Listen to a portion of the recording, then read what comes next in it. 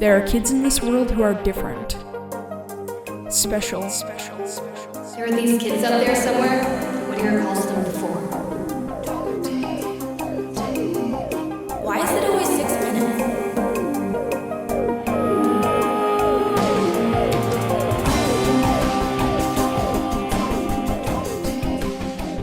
In this episode, I'll be breaking down the latest episode of 6 Minutes Season 4, piece by piece.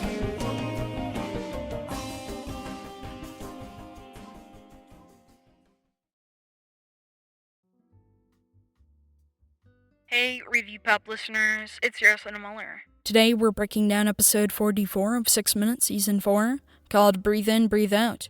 First and foremost, the return of Cam was amazing. Also in this episode, Dr. Whittier seems scarier than ever, and that's because Graham Stevens has done such a great job playing him. Also, just a second ago, we were talking about the return of Cam, and I bring that up because I was happy to hear from River and Sam again. But without further ado, let's get straight into this episode.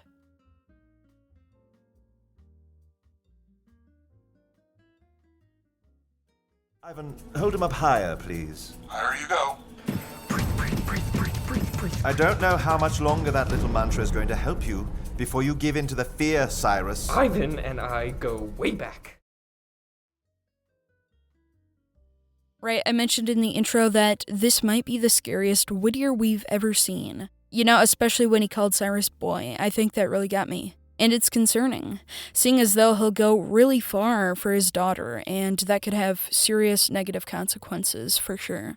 Recently, I've been re-listening to Season 2 and noticing all the bad that he's done. And it all relates to his daughter, right? When he lost his daughter, his source of happiness went down the deep end, and, you know, that's kind of just bad to see. Also, I was really surprised that Dr. Whittier would test Cyrus in this sort of way. All throughout the season, he's treated Cyrus as being a very smart person. I guess I'm wondering if Cyrus will still be able to help Adelaide after something like this. Also, I want to point out the great chemistry we're seeing between Whittier and Cyrus. It's bringing me back to Season 2, and I love that. I'm glad to hear that. I think that deserves a hug. Ivan, squeeze.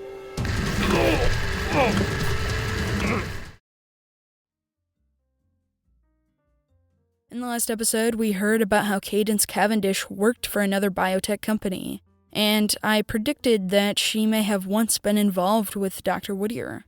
So I guess I'm wondering if she was involved with early experiments with Angel's blood, right? That could definitely be possible, and that sounds like something Cadence Cavendish might have been involved with. I think one way or another Cadence was involved with J.P. Whittier, but she learned about his true nature, like we're seeing in this clip, and she left the company.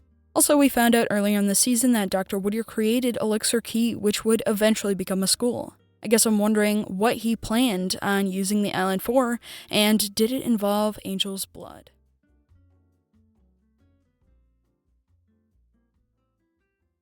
I think Brinley might need to talk to you.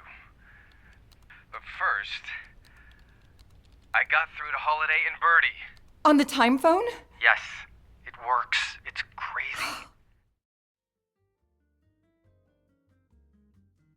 Awesome, well, two things to talk about. Firstly, in the last episode, we heard Brinley find out such shocking news. And Monica and Brinley can relate in such a way. Monica knows what it's like to keep such a huge lie, only she did so to protect Holiday. And Joe was in a similar position. He was told he had to protect Brinley, so he kept things as normal as possible. He didn't want Brinley to go out looking for her past, you know, he didn't want her to become in a devastating situation because of that. Think about how different Holiday's life would have turned out if she never learned the truth. She would be a normal kid, their house would have never burned down, and she would have never, experienced so much heartbreak. That's not to say that lying to her would have been, a good thing. I'm glad she learned the truth, but her life would have turned out much differently.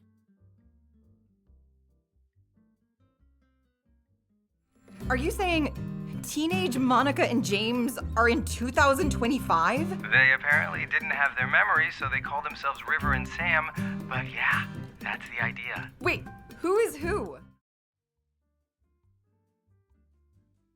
I love this scene so much because it's a little corny. I remember about a month before the release of Season 4, I heard a fan say that they hope to learn more about Monica and James's pasts. And that's exactly what we're seeing. The chemistry between the two is top-notch, and they've both grown as characters over the last 2 seasons. Right, James' prison time might have changed things between them. I think that's really what happened, and they've really grown. Speaking of River and Sam, I'm wondering what things will look like between them if they make it back to where they belong. Right, I've said a couple of times that they have their futures laid out for them, and that of course has to be very hard.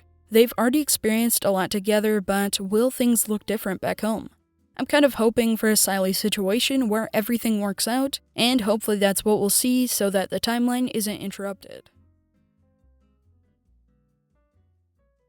Okay, so maybe I wasn't the goody two-shoes everyone thought I was. Your secret is safe with me.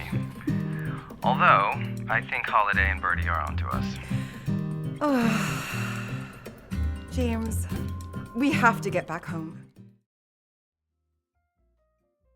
I love that parallel of being a goody two-shoes that we heard with Sam earlier this season. In a previous episode this season, we heard Sam struggle to decide whether or not to leave the Anders, although it didn't take much to convince her to go to Neverland. When I had David Kreisman on the podcast, he pointed this out.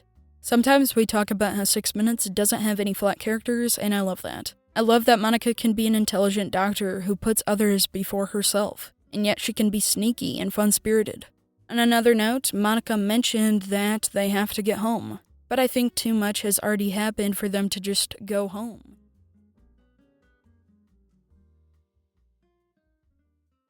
Closer! Yeah, a lot of footsteps. Maybe we should get back in the boat. Hello? Who's out there? Hello? It's okay. They seem harmless. Who said that? Me.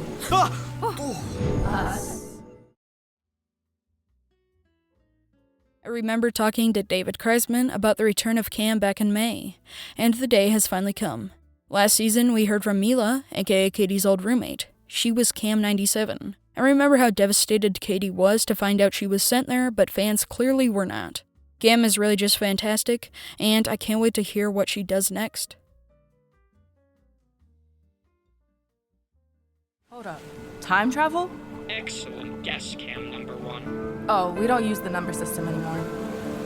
Anyway, Cybot, Sam, River, welcome to Neverland. Now get out.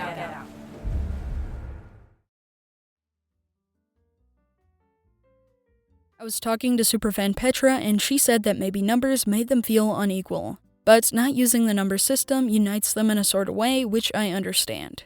And we haven't heard much about life on the island. And I hope we learn more about that. We'll get to this more really soon, but I think River and Sam need Cam's help. And maybe it would be good for them to explore the island. And I'm guessing they've been trying to get here for the last couple of weeks. It'd really be a great payoff to have that unfold.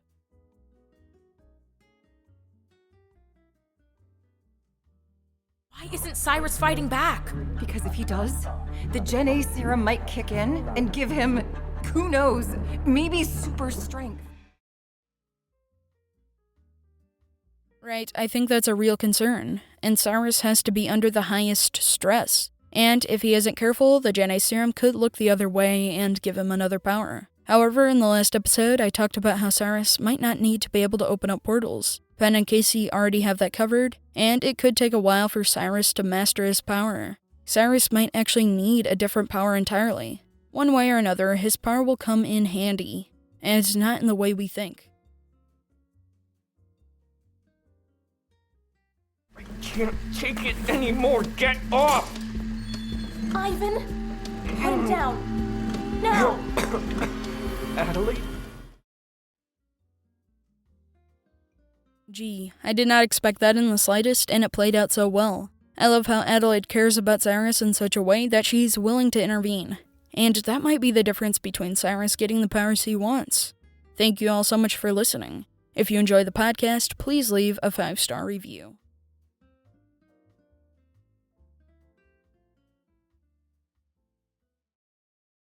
Until next time, this is Landon saying peace, love, and time travel.